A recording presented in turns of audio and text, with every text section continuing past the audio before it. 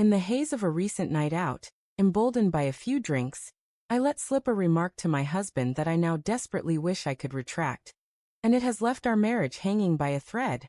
To give some context, my husband and I first met as teenagers, both working at the same call center. There was no chemistry between us back then. He went off to college, while I stayed at the job until I graduated high school. 5 years later, our lives intersected again, we started dating, and eventually married. Now we're raising 2 young children. He's 27, I'm 25, and last fall, about 6 months after our second child was born, I began taking a new birth control pill. It came with unexpected side effects, including a complete disinterest in physical intimacy. My husband would try to initiate closeness, but I consistently turned him away. After 2 weeks of rejection, he stopped making any attempts. A week later, frustrated by his retreat, I confronted him sharply, demanding to know why he'd given up on being close with me. Not long after, we went on our first real date night since the baby's birth.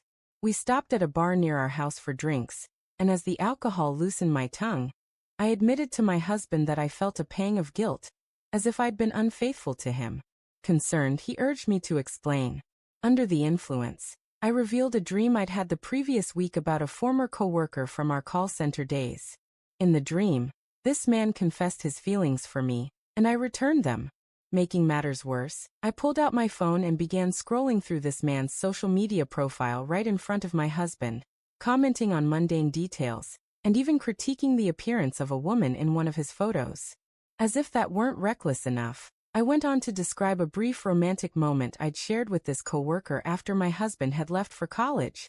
I recalled how this man used to tease me playfully in my husband's presence, and described a charged encounter when he pinned me against a wall, confessing how exhilarating it had felt.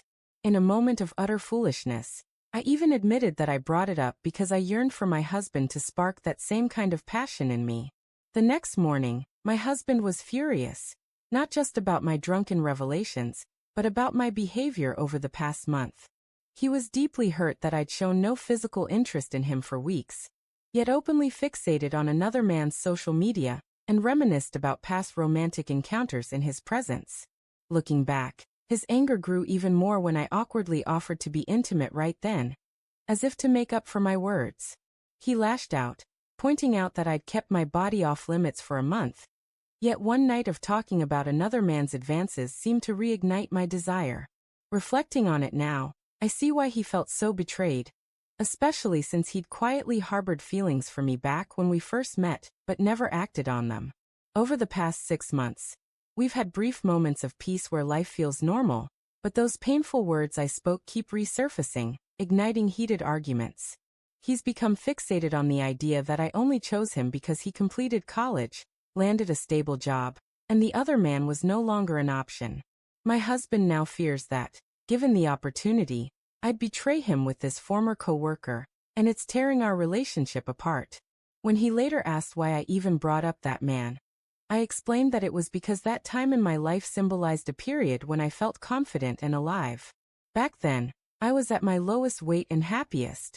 Over the years, I've gained about 75 pounds, and my husband now believes I've stayed with him out of resignation or sadness. To him, the other man represents a version of me that was vibrant and desirable. Now my husband has grown distant, emotionally guarded, and barely speaks to me. He no longer initiates physical affection, and we haven't been intimate in nearly 2 months. His withdrawal has even affected his interactions with our children. I love him deeply, but he's convinced my heart still belongs to someone from 8 years ago. At one point, he even said he wished I'd ended up with that man so he wouldn't be enduring this pain now. I don't want our marriage to collapse, but I can't keep living in this tense, silent standoff. I'm desperate to rebuild the connection we once had.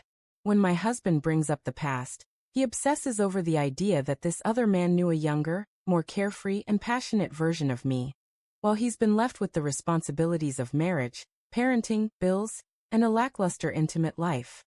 He's tormented by the thought that I was more passionate with someone else. He even snapped, asking if I thought this man was scouring my social media, longing for the incredible woman I was back then, especially now that I've gained weight. He cruelly added that this man wouldn't even glance at me now. I've tried to explain that my feelings for the other man are long gone, and that my comments were about my own self-image, not him. They reflected a time when I felt confident and attractive, qualities I've struggled to rediscover. I've apologized countless times, promising to make things right, and for brief moments he seems reassured. But then he spirals again, and the arguments flare up. We've been together for 7 years, raising 2 children, and the thought of our marriage falling apart over this is unbearable. I've made every effort to prove my commitment. I've stopped mentioning the other man, removed him from my social media, and only discuss him when my husband insists. I've started exercising with my husband to improve my health and show my dedication to repairing our bond. Yet, our physical relationship remains inconsistent, heavily dependent on whether he's dwelling on the issue. During one heated argument, he brought up my weight gain, saying harshly that the other man wouldn't even look at me now, given how much my body has changed.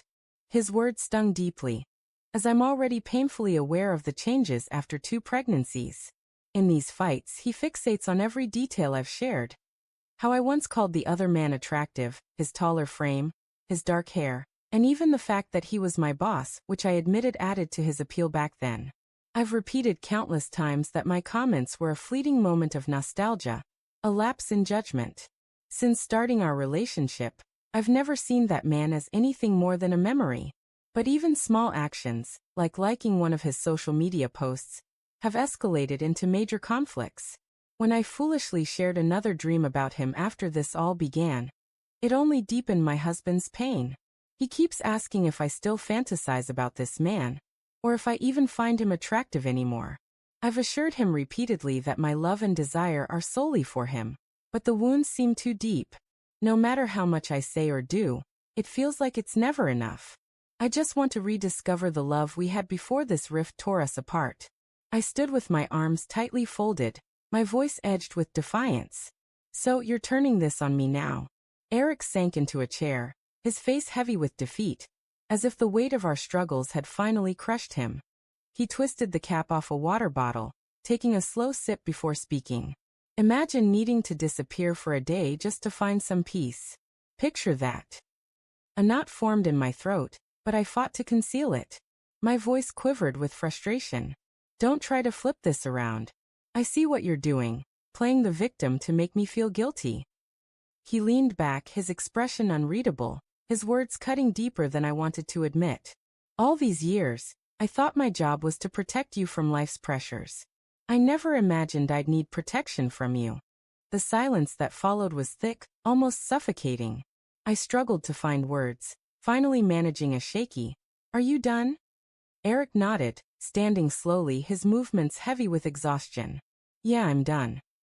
Without another word, he retreated to the bedroom, leaving me frozen in place, his words echoing relentlessly in my mind. That night, sleep was impossible. I lay in the dark, scrolling aimlessly through my phone for distraction. A video popped up, a relationship expert discussing men's silence. "Men often carry their burdens in silence," he said gravely. "They don't ask for help, they retreat." I rolled my eyes and scrolled past, but his words lingered like an unwelcome presence. The next morning, Eric was gone. No note, no message, just an empty driveway where his car should have been. My chest tightened as I typed a message. Leaving without a word? Real mature, Eric. I sent it and waited. No reply.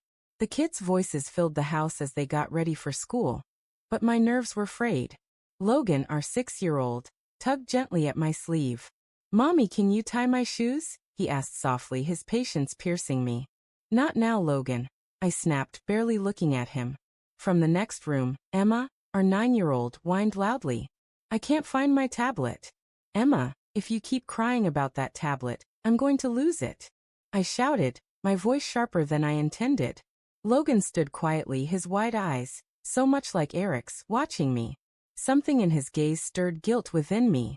I exhaled, kneeling to tie his shoes. By early afternoon, Eric finally texted back. "I'll be home later. Don't wait up."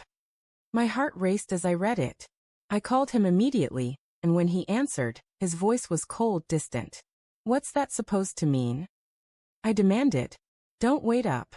It means what it says," he replied flatly, hanging up before I could respond. That evening, Eric returned late, much later than usual. He moved with deliberate care, placing his keys on the counter, draping his jacket over a chair, all without a word. I stood watching, anger simmering beneath my skin.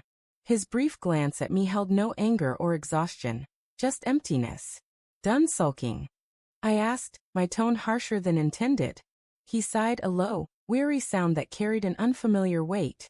"I'm tired, Claire," he said softly. Something in his voice tightened my chest. It wasn't the kind of tired a good night's sleep could fix. I crossed my arms, refusing to soften. "Yeah, well, I'm tired too. You think this is easy for me?" He didn't snap back. No sharp retort or clever comeback. Instead, he just looked at me, his gaze long and searching, leaving me unsettled. "That's the problem," he said quietly. "I don't think you even know what you want. But I do now." His words hit like carefully aimed strikes. "What's that supposed to mean?" I asked, desperation creeping into my voice. He didn't answer.